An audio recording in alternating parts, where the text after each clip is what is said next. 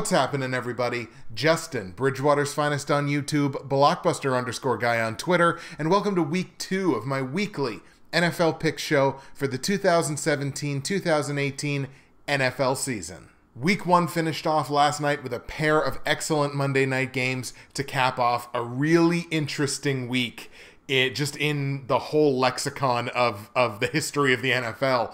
We had a game postponed because of the hurricane. We had a number of underdogs win their games straight up. If you have me on Snapchat, of course, BWF_902, this morning I just let you in on the rule of 4, which we've talked about on this show before, which is a rule that states at least 4 spread underdogs win their games straight up pretty well every single week. That has about a 90% success rate over the last 5 years as I've been doing this. So always keep that in mind when you are betting on some NFL. Make sure you sprinkle in some spread underdogs there to win their games straight up. But it was a really interesting week, and it was an interesting week for my picks from week 1 as well. In some areas, I think it was really successful. In another area, tremendously bad. So let's start with the success. Straight up, I was 10-5. You never complain about a week that you get to double-digit wins straight up, especially when what was supposed to be a 16-game week becomes a 15-game week because of the game that was postponed due to the hurricane. So I went 10-5 straight up. That has me, of course, 10-5 on the season. Against the spread, we hit 500. We were 8-7 against the spread, which, look, I'm not going to stand here and beat my chest about 8-7, but 8-7 is better than 7-8. So we're going to take 8-7 as a victory against the spread. Over under, boy, it's better. I really hope. I feel bad for anybody that's really like hardcore tracking my picks this week just because of the over under numbers. Let's put it this way. If you had bet the exact opposite of everything that I said over under last week, you'd have gone 11-3-1. That would have been a tremendous over under week. Unfortunately, I'm on the other end of that. I only went 3-11-1 on the over under. We got a push in the over under of the late game the early game last night, the New Orleans Minnesota game, pushed with exactly 48 points. But look, I only got 3 of them right with a push. That is, that's bad. There's no way to sugarcoat that. That's just plain bad. And I sit here and solemnly promise you that I will be better. Maybe not this week upcoming, but yeah, you never know. Taking a look at the platinum, gold, silver, and bronze picks from week 1. We'll start with the bronze pick, which was the pick that I was actually the least successful with last year, but was the most successful with in week 1. For the bronze pick, I told you to take Minnesota to beat the Saints. They did so last night in the early game. Pretty convincing 10-point win, 29-19. Sam Bradford looked excellent in that game. It was an against the spread win, as I told you to take Minnesota minus 3.5 points. And that's the one, again, that we pushed on over under, scoring exactly 48 points, which was the total that I gave you on Tuesday. So we push on the over under. The silver pick, I absolutely missed. I completely whiffed on the silver pick last week. I told you to take Washington to beat Philadelphia. Thought it was a good position for them to be in. They lose that game 17-30, which was really 17-23. I really do think the Redskins kind of got screwed over on that strip sack, scoop and score by, I believe it was Fletcher Cox.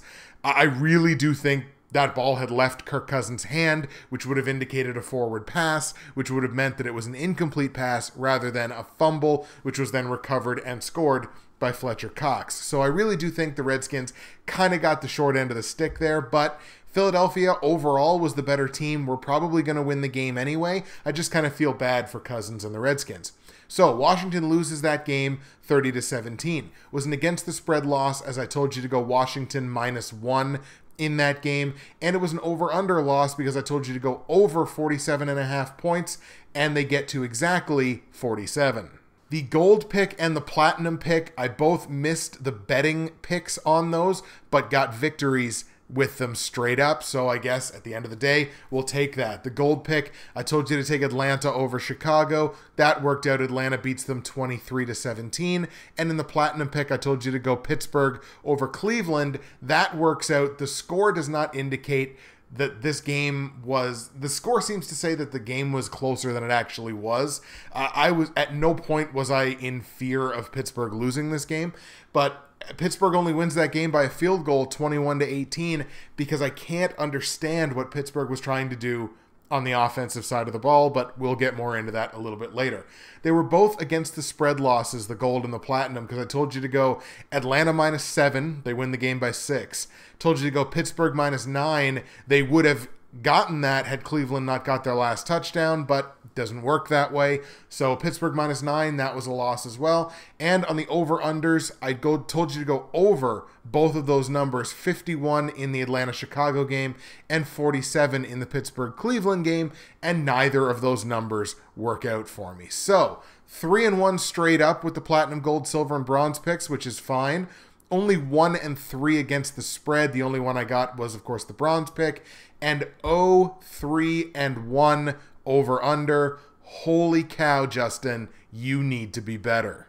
Let's take a look at both the Bridgewater's Finest private pick'em as well as the Hatbox private pick'em. In mine, the Bridgewater's Finest, the straight up private pick'em, confidence points, all that fun stuff. I currently sit in 8th place out of 33 pick sets. Got 87 out of 120 points in week 1. That's a clip of 73%. There's nothing wrong at all with 70%. That's usually around the season clip that winds up winning the thing. So 87 out of 120 in week 1, 73%. We'll definitely take it. Shout out to our week 1 winner and overall leader, of course, as we're only past week 1, 69 King. Now, 69 King went 12-3 in week 1 straight up, an excellent week 1 with 105 out of 120 possible confidence points. That's a clip of 88%. It's an excellent week 1, and they are the overall leader and the week 1 winner. So shout out to 69 King for winning the week and leading the league. We'll pop over to Hatbox's Pick'em now, which of course is just a straight up Pick'em, no confidence points, just wins and losses. I currently sit tied for 4th place out of 37 pick sets in that league with my 10-5 straight up record in week 1, so 10 wins out of the 15 games. That's a clip of 67%, which is fine by me. Shout out to our week 1 winner and overall leader. It's his league. It's Hatbox's Picks. He also went 12-3 in week 1.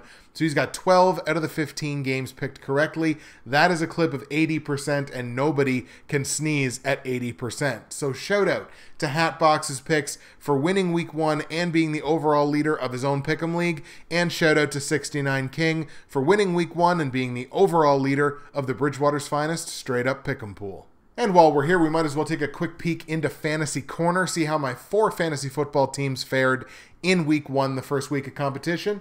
I like to think it was a pretty successful week. I went 3-1 across my 4 fantasy teams, and what we're going to do is talk just specifically for a minute about my Dynasty Fantasy Football League and the YouTube Prognosticators Dynasty Fantasy Football League. So we'll talk about those leagues each and every week.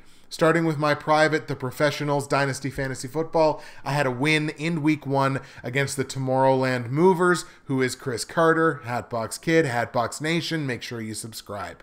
So I had a win against him in week 1, fairly convincing win to start off the season 1-0.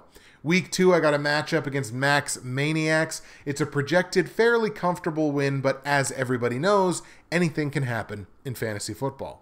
We pop over to the NFL YouTube Prognosticators Dynasty Fantasy Football League.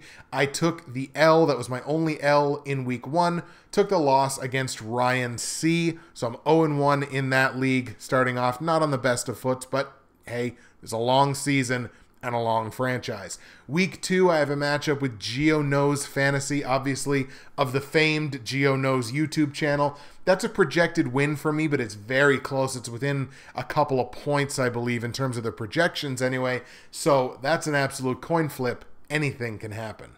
And I'll take this opportunity, as always, to let you know that if you go to the description of the video file on YouTube, or you go to the description of the audio file on SoundCloud or iTunes or wherever you happen to get your podcasts, you're going to find all of my results from week 1. You're going to find all of my straight up against the spread and over-under plays for week 2. You're going to find information on joining both the Bridgewater's Finest Pick'em Pool for Season 6, as well as the Hatbox pick'em pool. There's information in there to join those. Make sure you join up, put your picks up head-to-head against mine, Hatbox, Geo Knows, Billy B. There's all kinds of people in there, so make sure you get in there.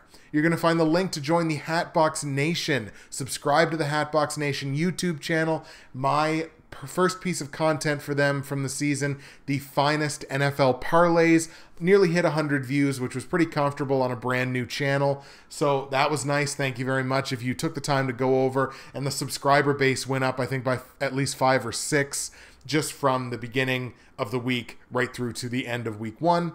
Make sure you go subscribe to that channel. You're also going to find information to join the NFL YouTube Prognosticators Facebook page. We get on there. We talk football every day of the week.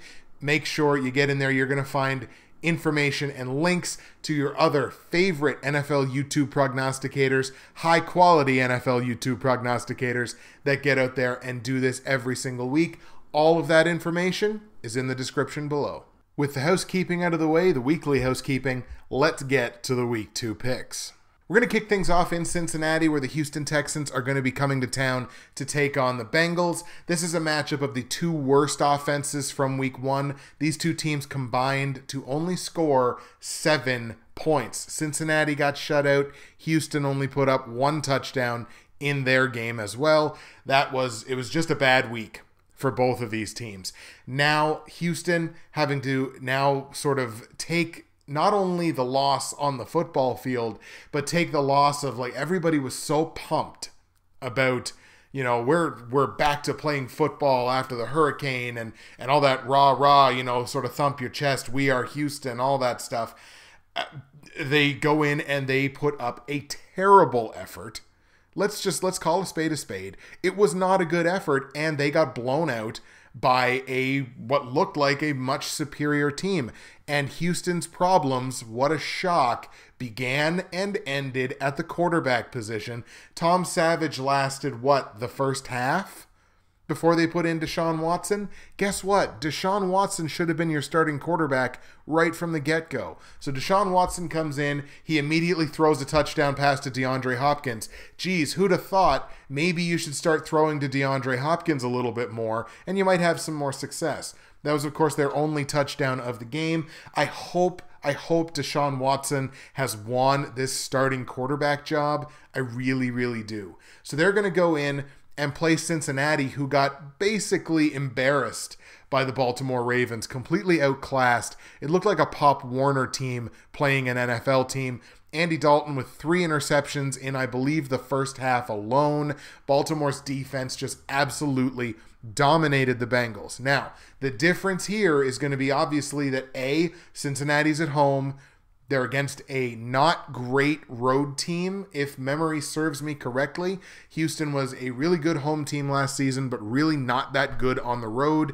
So Houston, obviously, they feel like they've got something to prove here. But objectively, I think from top to bottom, Cincinnati is probably the better football team. So I'm going to give it to the Bengals. I like Cincinnati at home to beat Houston. There are also question marks around J.J. Watt's availability, so obviously that certainly plays a role. On the line, the Bengals are favored by 5 points at home. That's a little too much for me for a team that just got shut out last week. I mean, look, 1.5, 2.5 points, something like that, I'd be all over it. 5 points a little too much for me. I think this is going to be a low-scoring game, so in a low-scoring game, it definitely favors the underdog, and certainly by more than a field goal. So I'm actually going to tell you to go Houston +5 in this one, because look, honestly, let's face it, Houston could also win this game. So let's go with Houston +5. The line, the total in this game is 38 points. Honestly, I think it's going to stay under. These are two really bad offenses, certainly from the first week. Houston is a very good defense, capable of being an elite defense. Cincinnati's defense is fine, and certainly they're not playing any prized pig on offense on the other side. So 38 points, it's a low total, but I'm going to tell you to go under 38 points in Houston, Cincinnati. Let's go to Kansas City now, where the Chiefs, fresh off one of the biggest upsets of Week 1 by knocking off the defending champion New England Patriots in New England, are now going to come home to the friendly confines to play the Philadelphia Eagles. Now, as I mentioned, the Eagles, a big surprise for me from Week 1. Their defense looked really good. Washington's offense did not look very good in that game, but it was also it was 50-50. It was Washington's offense didn't look great, and it was Philadelphia's defense made Washington's offense not look great. Now, Philadelphia took a pretty nasty injury there in the secondary. Cornerback Ronald Darby with an injury that looked like his ankle just exploded and his just foot fell off. Like that was, oh my God, that was brutal. But it looks like he's going to avoid surgery. It was just a dislocation. It looked a lot worse than what it was.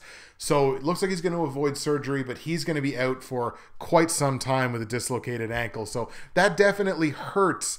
Chiefs on offense, they looked incredible in week 1. Kareem Hunt, what a coming out party for this rookie. Just one in a line of really good rookie running back performances in week 1. It was really interesting, and I mentioned this to the guy I was watching the games with last night, where last year you had Zeke Elliott, right? You had Zeke Elliott who just had this phenomenal performance in week 1 and then all season long.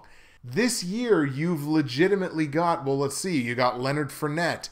You've got Dalvin Cook just set the Vikings rookie record for home opener or something like that. Took that away from Adrian Peterson.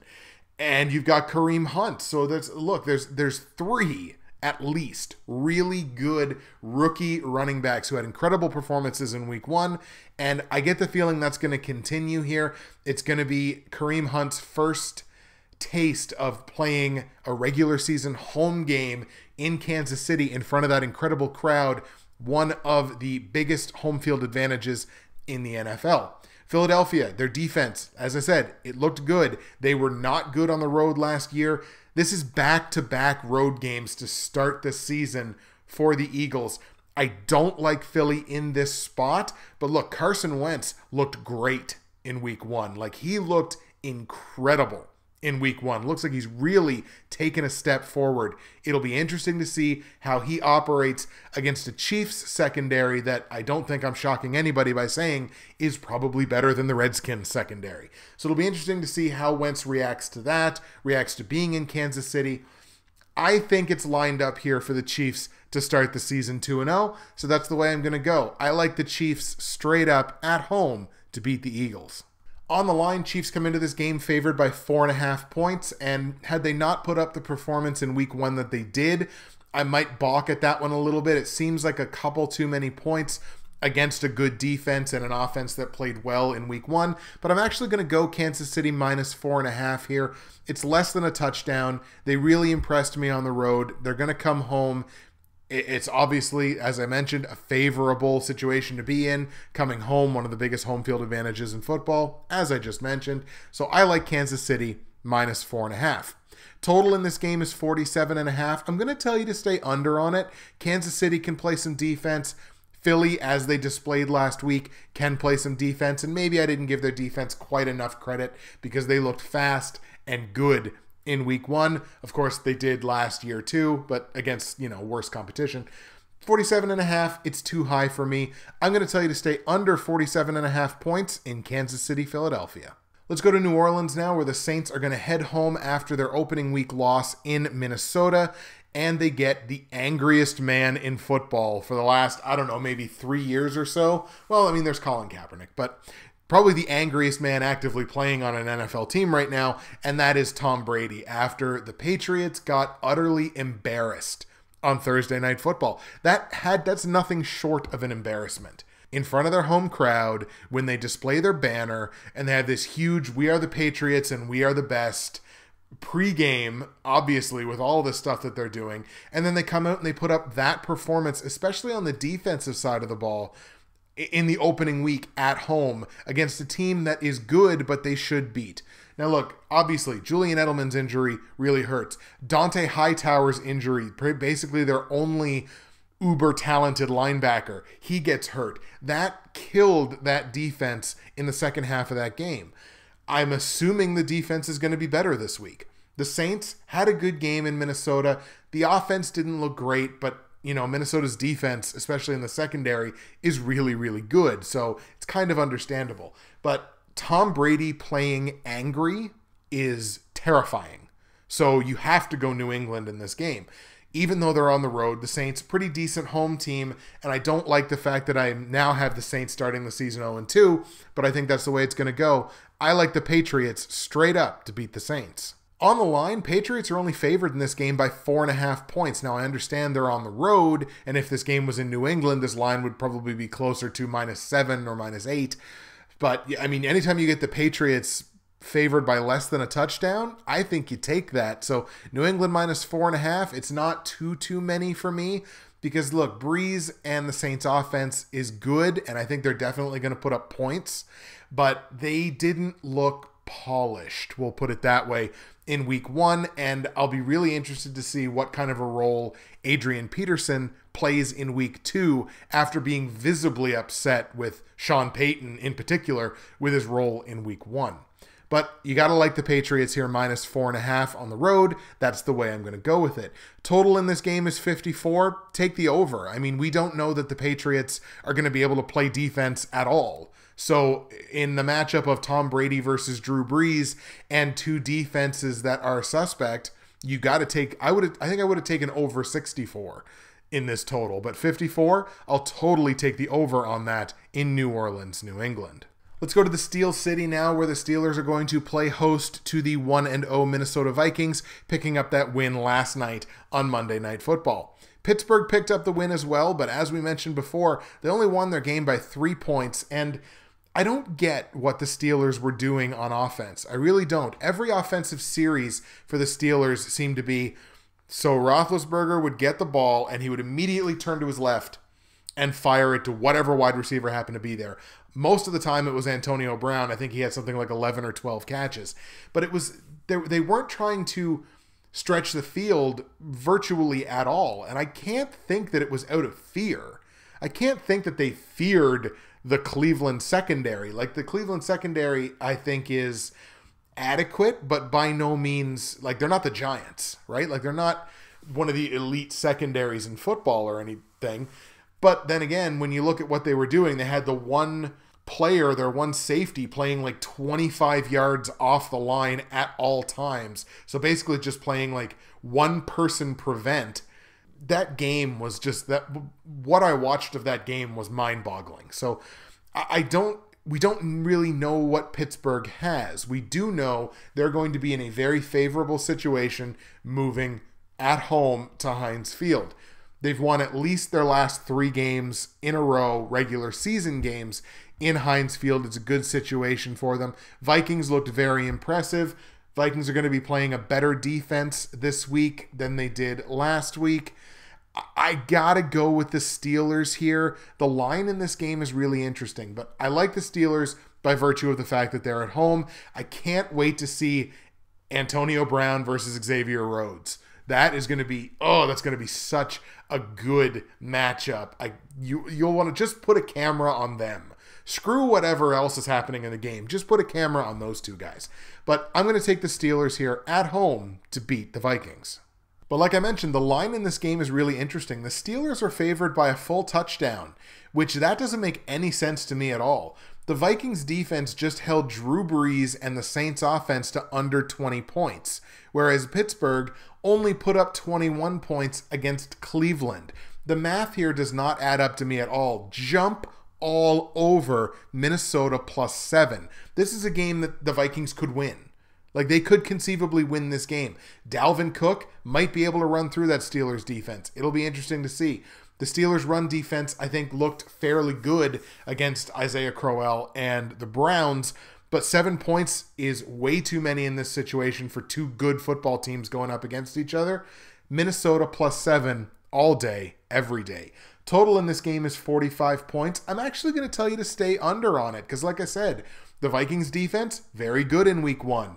Pittsburgh's offense, mind-boggling in week 1 as to what the hell they were doing. So 45 points, I got to play it safe and stick with the under there. I think it's a relatively close game that Pittsburgh does win at home, under 45 in Pittsburgh, Minnesota. Let's go to Tampa Bay now, where the Bucs, obviously with that enforced week 1 bye week, again, I really don't like how that whole situation played out, but Tampa Bay now gets to finally open their season, and they get to open their season at home against the Chicago Bears. Now, Chicago, look, Chicago not necessarily made me a believer, but Chicago impressed me by not only beating the spread of what is -6.5 or -7 against a high-powered Atlanta Falcons offense who were the NFC champions last year, but just being competitive in that game. Just honestly, that game could have been a blowout.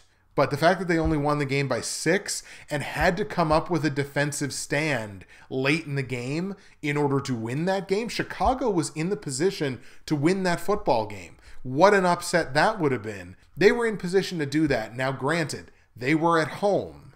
And here's part of my problem, and here's the reason why I'm on the Bucs all day in this football game. I like Tampa Bay to beat Chicago at home. Chicago was right up there with, I believe, Cleveland as the worst road team in football last season. They did not win on the road last year. One of only 2 teams with Cleveland to not win a football game on the road last season. So you can't pick Chicago in this game as far as I'm concerned, because you don't know what you're going to get from Chicago away from Soldier Field. Chicago put up a respectable 301 yards on the Falcons defense in week 1, including rushing for $125 between Jordan Howard and this really impressive new running back that they have. When you can come out with a two-headed monster of Jordan Howard and this new guy, Tariq Cohen, who averaged over 13 yards a carry, he only touched the ball 5 times rushing, but he also added 47 yards receiving on 8 catches. He was targeted 12 times. He was targeted double what any other Bears receiver was targeted in that game against Atlanta, and the Falcons clearly were not ready for that. So if they can pull out a two-headed monster here of Jordan Howard and Tariq Cohen, the Bears are going to be competitive in pretty much every game they're in this season.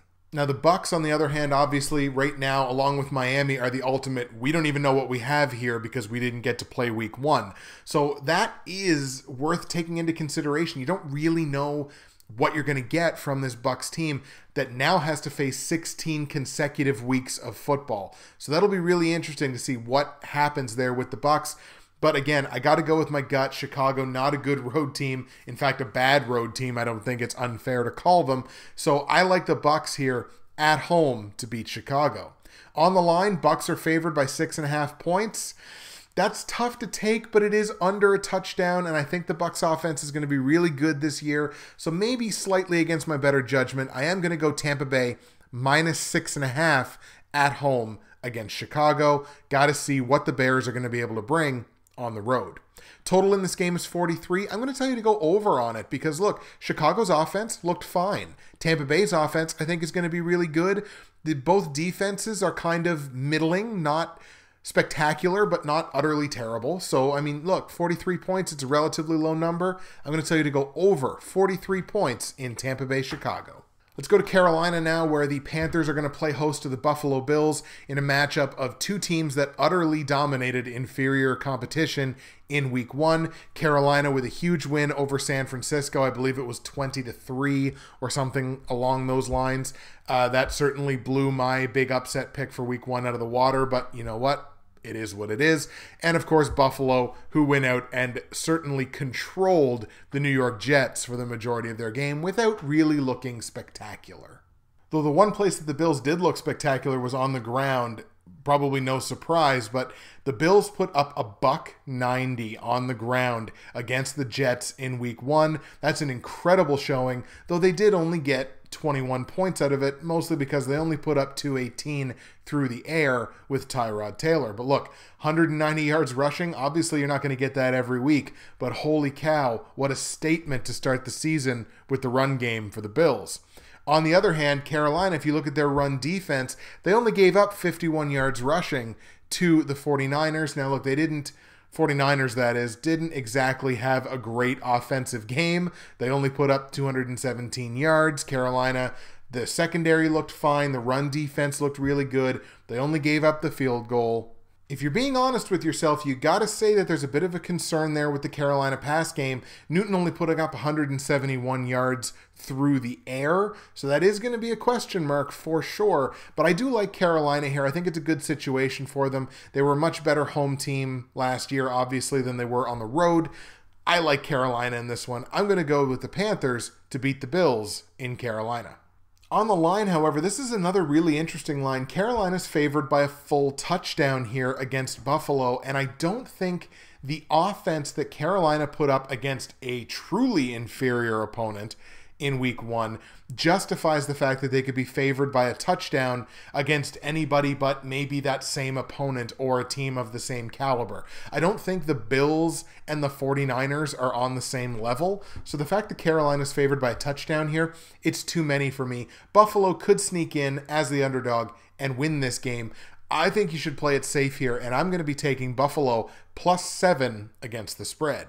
Total in this game is 42.5 points, and based on the offenses from week 1, I mean, it would be right around this number if they put up similar performances, but I am going to tell you to go over on it. I think there will be some defensive holes that these two teams are going to be able to take advantage of.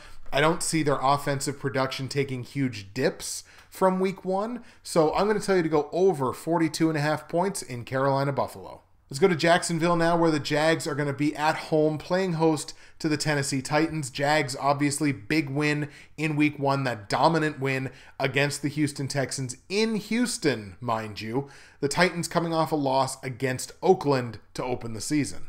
In that Oakland-Tennessee game, despite the fact that the yardage numbers were very, very close, Oakland translated that yardage into 26 points, whereas Tennessee only translated it into 16. Interesting as well, Tennessee only put up 95 yards on the ground. That is a little different for them. They're, I think, believed to be a run-first team. Now look, decent day for Mariota, 255 through the air, but having them only put up 95 yards on the ground, should I say only, but 95 yards as a team, I would have thought that their run game would have been better than that. That's only sitting as the number 12 run performance as a team in football in week 1. That's also right around the number of total overall rush yards that the Jags gave up in week 1 against Houston, but the Jags secondary was on it. They were on Tom Savage immediately, pretty much on Deshaun Watson as well when he came into the game. They only gave up $110 through the air in week 1. Looks like the Jacksonville defense maybe shouldn't be slept on this season. I really like that defense. I like the fact that now they're coming home to take on Tennessee, and I like Jacksonville in this game. I'm going to tell you, Lord help me, to take the Jags at home to beat Tennessee. Interestingly enough, the Jags come into this game as the underdog, the home underdog, which we love to bet the home underdogs. Jacksonville is plus 1.5 at home against Tennessee, so I think you should be all over that, especially if that line creeps up any higher, which I think it might. But Jacksonville plus 1.5, I'm all over that one at home against Tennessee. Total in this game, 43.5 points. I think I got to tell you to stay under on it. I don't think Jacksonville's going to explode for 29 points again. Tennessee is a decent defense, so this, I think, will be a low-scoring game. Defensive battle, a lot of running in this game, and both run defenses, I think, are decent. 43.5 points. I think it's just a couple too many, so I'm going to tell you to go under 43.5 points in Jacksonville, Tennessee. Let's go to Los Angeles now for the first time, as the Chargers are going to be at home taking on the Dolphins. Chargers put up a very good effort last night in Denver against the Broncos. They only lost that game by 3 points, and were it not for a blocked field goal late in the game, they would have tied that thing and sent it to overtime. Good performance for the Chargers. Phillip Rivers throws 3 touchdowns. He's chronically underrated as far as a career as a whole. Maybe not this particular season, but for his career as a whole, Phillip Rivers, a criminally underrated guy, and I think a lot of it is because of his really stank attitude. And the Dolphins, of course, we don't know what they have because they didn't get to play their week 1 game. They now have to go on the road after being out of that sequence, and where Tampa Bay gets at least a little bit of a bump by the fact that they're going to be at home. The fact that Miami didn't get to play that week 1 game that they were preparing for, and then now have to hit the road and cross the country to play the Chargers. I really like Rivers and the Chargers in this one. I'm going to tell you to take the Chargers at home to beat Miami. On the line, Chargers are favored by 4 points. I thought their defense looked fine last night against Denver. I thought the offense looked fine last night against Denver for the most part. Melvin Gordon, another guy that's being criminally underrated, certainly in fantasy. But -4, that's not too many points for me because we don't know what we're going to get out of Miami and Jay Cutler and that offense. So I like the Chargers -4 in this one at home against Miami. Total in this game is 44.5 points. I'm going to tell you to go over on it. Like I say, Chargers offense I think looks good. Be interesting to see what the Dolphins offense is going to be able to bring. They're certainly better rested. They didn't play last week, but they're also going to be still out of that rhythm. I believe they've been in Los Angeles for a while training and prepping for this game. So, I mean, they don't have to make the trip right now, but they did have to make it earlier, and they're just out of sequence. So it'll be really interesting, certainly on the defensive side with Miami as well. 44.5 points. I'm going to tell you to go over on it in Los Angeles, Miami. Shout out to the Snapchat crew, BWF_902. We're live snapping as we go to Denver, where the Broncos get to stay at home to take on the Cowboys in week 2. Both of these teams coming off a win in week 1, Dallas at home and Denver at home. Denver gets to stay there, and you saw last night, especially early in the game, Phillip Rivers and the Chargers really having difficulty with that crowd noise in Denver. Dallas is going to face the exact same problem. That is an incredibly loud building and a huge home field advantage for the Broncos. Denver and Dallas both got it done on the ground in week 1. Denver putting up $140. Dallas putting up the same total as Minnesota, $129. So both of these teams very comfortable running the football, run-first offenses. But what we can say about Dallas is Dallas has the distinct edge in this game in the pass game. Dak Prescott put up 263 on a very good Giants secondary, one of the best in football, at least on paper. He put up 263 on them in week 1. Denver and Trevor Siemian could only put up $181 on the Chargers. And it really is the run game where I think this game is going to be decided, whichever team can have the advantage, because both teams were very good at stopping the run in week 1. Now, you got to have a caveat with that and saying the Giants are not based on being a run-first offense. So the fact that Dallas only gave up, let's take a look, it was some ridiculously low number, 35 yards rushing. That doesn't particularly shock me because the Giants don't really run the football. Denver is a team that's going to run the football. So it'll be really interesting to see how this Dallas run defense is tested in week 2. Again, I have a lot of question marks about Dallas's secondary, but they're not going to be facing a great pass offense in this one. Really, it comes down to the run game and the situation where it is, and where a run game is relatively close between these two teams. I got to give the edge to the Broncos here and take Denver at home as one of the best, the best home record in football since, 1970 or 1980 or some ridiculous stat they put on Monday Night Football last night. But I am going to take the Broncos here. It's a good situation for them. This is going to be a close football game. Don't get me wrong. Could come down to the last couple of plays in the fourth quarter. But I like the Broncos straight up to beat Dallas in Denver. On the line, Denver are 2.5-point dogs at home against Dallas. Objectively, Dallas from top to bottom, probably the better football team. But Denver is going to be able to pass on them on the offense. The run game obviously is going to be incredible with these two teams. So I really like Denver to win this game, and I like Denver plus 2.5 on the line. Total in this game is 43 points. I got to tell you to go under on it in a game that I think is going to heavily feature the run game. So 43 points, it's not a big number, but I'm still going to tell you to go under 43 points in Denver, Dallas. Let's go back to Los Angeles now in a matchup of two teams going in exact opposite directions. You have the LA Rams, who utterly embarrassed the Indianapolis Colts in week 1. It was unreal how bad the Colts were. And again, that's one of those things where, was it the fact that the Rams were that good, or the fact that the Colts were just that bad and had no idea what they were doing on the offensive side? The Redskins are going to be coming to town to take on the Rams, and we talked about their game earlier with Philadelphia. Washington looked really bad in that game, very few bright spots, and now they got to hit the road and go into LA. Call me a sucker for punishment if you want to. Maybe I still like the Redskins in this game. I'm going to go Washington because, again, I think the Rams game was deceptive based on the fact that they're playing a Colts team that seemed to have no idea what they were doing. I'm not sure that Colts team knew what sport they were playing. It was unbelievable how bad they were in that game. So I don't know if it's the fact that the Rams are better than they were last year or it was just because of the opponent. I really think Washington's offense, I know Washington's offense is better than what they showed at home against Philadelphia. They got another really tough defense here in the LA Rams, and they don't get to be at home to do it, but I still like the Redskins in this one. I'm going to go Washington over Los Angeles. Rams are 3-point favorites at home, but obviously where I like Washington to win the game, I'm going to tell you to go Washington +3 on the line. Total in this game, 46 points. I think it's got to stay under because, again, the Rams offense, we don't really know what the Rams offense is going to be. All we know is that they absolutely destroyed Indianapolis.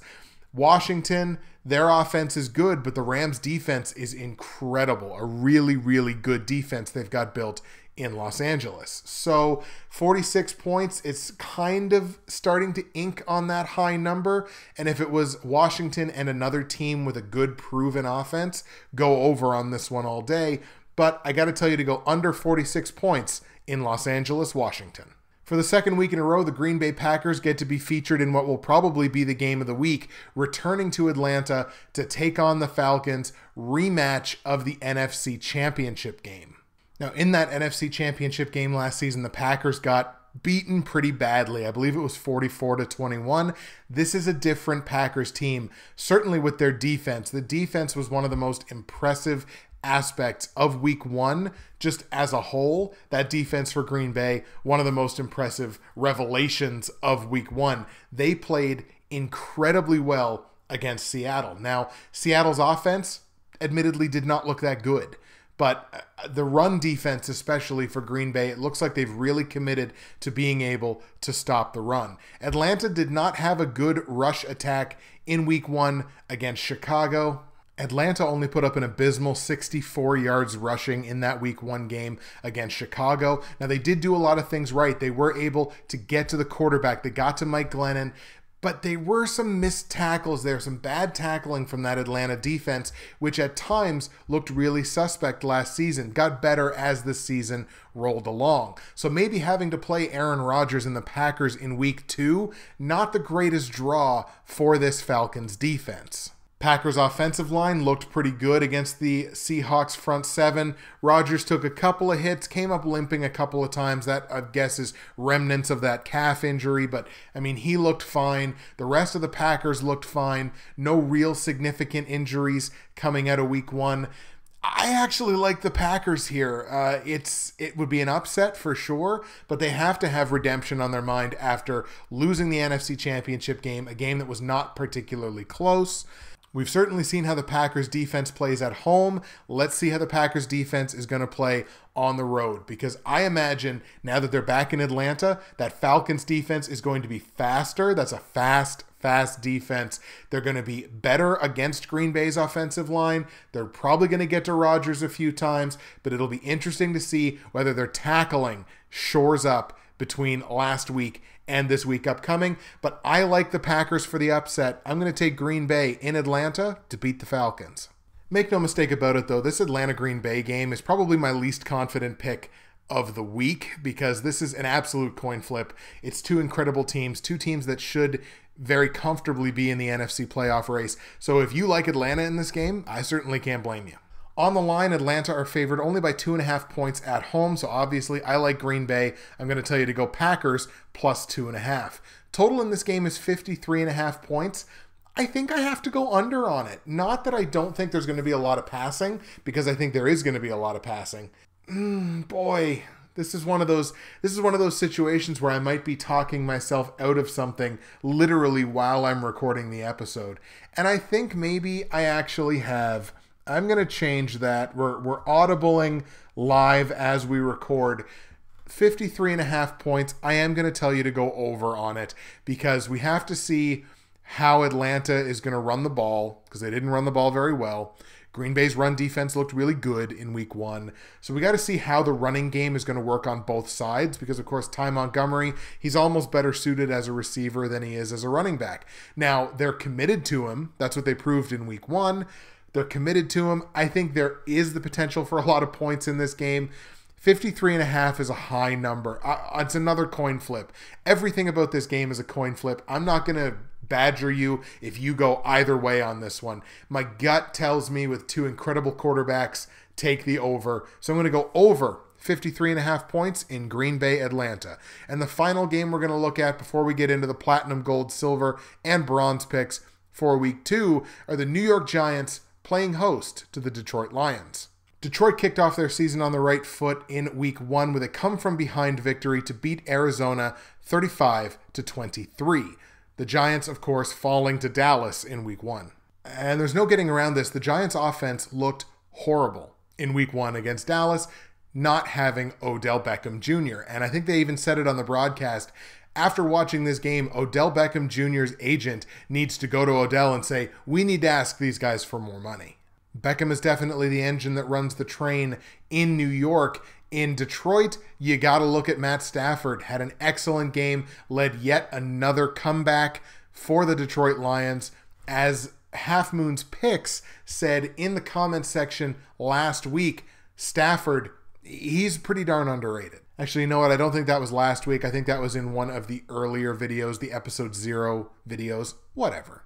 This is actually a really fun matchup for me because Detroit, while they are a very, very good home team on both sides of the ball, on the road, they're not abysmal, but it's a definite drop-off on the road. They're not one of these teams that plays really well on the road, even last season. The Giants were excellent at home last year. One of the big reasons that they had the record last season that they did. Odell Beckham is supposed to be back for this game, but you never know. He could still be limited with that high ankle sprain after that nasty hit in the preseason. I'm going to go with the Giants here just situationally based on the fact that they are at home. I don't see a lot of running in this game. I think this is going to be Matt Stafford and Eli Manning all day, every day. You could see a combined 80 pass attempts in this game. The potential is definitely there. But I am going to take the Giants. A bit of a coin flip, but I'll take the Giants at home to beat Detroit. On the line, however, the Giants are favored by 5 points at home, and I can't go with that. Certainly with the risk that Odell Beckham may still be limited and maybe something of a decoy on a lot of plays just to draw some coverage. 5 points is too many as far as I'm concerned. Detroit's defense played well in week 1, certainly towards the latter part of the game after David Johnson went out with his injury, but the defense I thought played fine. 5 points too many for me. So I'm going to tell you to go Detroit plus 5 in New York. Total in this game is actually off. There is no total as far as I know at the time of recording. We're actually just going to pop on last second check just to make sure that there is no total in this game, and no book has a total on this game as of yet. So what we're going to do is we're going to say this. When the total ultimately does come out, if it's 44 or higher, I think you've got to take the under. But if you get a low number in this game, 41, 42, grab the over because I think there is going to be a lot of pass attempts. And you've got quarterbacks that have been prone to making mistakes in the past. But if you get something like 44, 45, one of those middling numbers, you might want to stick the under on it because you could see a defensive battle with Detroit having a decent defense and the Giants having one of the better secondaries in football. That's the way we'll go with it in the absence of an actual total in New York, Detroit. All right, folks, let's do this. Platinum, gold, silver, and bronze picks for week 2 in the NFL. We're going to start at the bottom with the bronze pick, where I'm 1-0 straight up and against the spread, and 0-1 with that push on the over-under. My bronze pick sees the Arizona Cardinals travel to Indianapolis to take on the Colts. And this is just picking on the Colts, and I may be doing this a bunch until Andrew Luck comes back, but it's just picking on the Colts. Even though David Johnson looks like he's going to be out now, probably for the majority of the season, that wrist injury that he suffered against Detroit looks to be worse than they initially thought. I believe he had an MRI scheduled for either yesterday or today. Haven't heard anything on the results of that. That's a huge part of their offense that is now out the window. That said, the guy that came in and replaced him, and I can't remember the name now right off the top of my head, he came in, replaced him. He played fine. Carson Palmer's capable of playing fine. Their receivers are capable of playing fine. And it doesn't look like Indianapolis is capable of playing football. So you got to go Arizona in this one. I think Marlon Mack, their rookie running back, 4th-round pick out of South Florida, he may be the guy that needs to lead the way in terms of rushing. Because look, Gore, he had 42 yards on 10 carries. That's not terrible. T.Y. Hilton had 57 yards receiving on 3 receptions. So look, Scott Tolzien was bad in that game against a really good defense. Arizona's capable of playing some defense. They sure as hell didn't show it last week, giving up 35 points and a bucket load of yardage, especially through the air. But the Colts don't have somebody that can throw the football. There's a guy on the free agent wire that can throw the football a little bit, but let's face it, that ain't gonna happen. An editor's note, if that does happen, I will have all the respect in the world for the Indianapolis Colts, because they're in a situation where they need it. If the Colts don't sign, you know what? Here we go, tangent. If the Colts don't sign Colin Kaepernick, they're in a position, they're in such a winnable division. Why would you not, if you're starting quarterback, you know he's going to be out for a while. He's already been ruled out of week 2. I would be surprised if we saw Andrew Luck before the middle of the season. Why would you not sign Kaepernick to a 1-year deal for pennies? He's better than your other options. Scott Tolzien ain't going to be your starting quarterback. Nobody else on your roster is going to be your starting quarterback. You need a starting quarterback until your starting quarterback is healthy enough to play and contribute at a high level. There is no reason not to sign Colin Kaepernick. Anywho, where was I? Oh, yeah, Arizona's going to win this game, even though they're not very good on the road. Their defense showed it last week, giving up 35 points to Detroit. But Arizona's going to win this game. They should win it in a walk. I like the Cardinals to beat Indianapolis on the road in Indy. Indianapolis, 7.5-point dogs at home, but don't you dare take that line. Arizona, minus 7.5, because Indianapolis, I don't even know what sport they're playing. Total in this game is 44.5 points. Take the over, because it doesn't look like the Colts defense is going to be able to stop anybody, and Arizona is going to be able to play opportunistic defense all damn game because their quarterback doesn't know what they're doing. So we like Arizona straight up. We like Arizona minus 7.5 over 44.5 points. That's the bronze pick. Let's go to the silver pick now, where once again I completely whiffed. I'm 0-1 straight up against the spread and over under. My silver pick sees the Baltimore Ravens playing host to the Cleveland Browns, and for all the same reasons that I said Baltimore was going to beat Cincinnati and they wound up embarrassing them, for all the same reasons is why they're going to beat Cleveland. So I obviously like Baltimore here at home to beat Cleveland. It's a division game. Baltimore owns this division for the most part. It's a home game. Baltimore owns their home games for the most part. So I don't see a path to Cleveland winning this game. DeShone Kizer looked fine to me in the game against Pittsburgh. The Cleveland offense looked I mean, it looked. It was there. But Baltimore's defense absolutely smothered and destroyed a better offensive team than Cleveland. And it's this exact same situation. Bet the house on the Baltimore Ravens. I like Baltimore straight up to beat Cleveland. On the line, Baltimore favored by 7.5 points at home. I think you have to take that. Not to disrespect Cleveland's defense too much, because they did play fine against Pittsburgh, and again, the unorthodox style. Baltimore's now got a whole week to plan for that. So 7.5 points, it's not too many as far as I'm concerned. I like Baltimore minus 7.5 at home against Cleveland. Total in this game, 41 points. You got to take the over on it, because I think Baltimore's offense will be able to do something. and the defense was certainly dominant and opportunistic against a better quarterback. So that's going to probably cause some turnovers. 41 points, it's not too many for me. It's a very low number. So I'm going to tell you to go over 41. Baltimore straight up to beat Cleveland at home. Baltimore minus 7.5 on the line. Over 41 points. That's your silver pick. My gold pick, where I'm 1-0 straight up, but 0-1 against the spread and over-under, sees the Oakland Raiders now go home to play host to the New York Jets. And for all the same reasons that the Jets got absolutely destroyed, well, not really absolutely destroyed, but definitely got comfortably beaten in week 1, they're going to get absolutely destroyed this week going into Oakland. Going to be the Raiders' home opener.